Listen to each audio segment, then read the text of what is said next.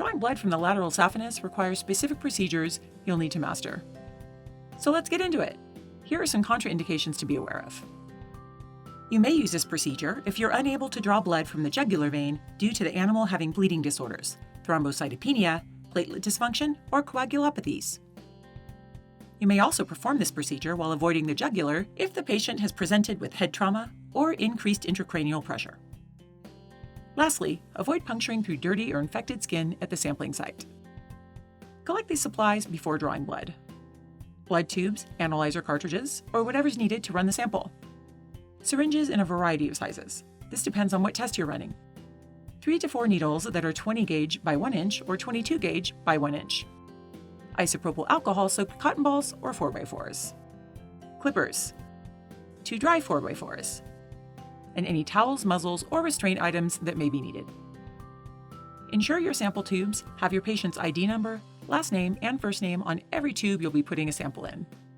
Have a variety of syringes on hand, depending on your test. Use multiple smaller syringes if you're worried about collapse from greater suction. Open the syringe before the blood draw, make sure it's sterile, and apply the needle. Take the plunger from the syringe and move it back once or twice. This eliminates movement associated with overcoming seal pressure while the needle is in the vein. Use a muzzle if concerned that the animal may bite, or towel wraps to prevent scratches. All right, everyone ready? Let's do this! The lateral saphenous vein runs down the outside of the leg. Before performing a blood draw on a lateral saphenous vein, wet the hair down with an alcohol-soaked swab to help visualize the vein. Use 2 restrainers depending on the size of the patient. Palpate the vessel with 2 fingers of your dominant hand to get a feel for the character of the vein. Occlude the vein on a lateral saphenous by applying pressure right above or right below the stifle. Visualize the vein and insert your needle or syringe. This technique without a syringe is used for obtaining very small samples, like a PCV.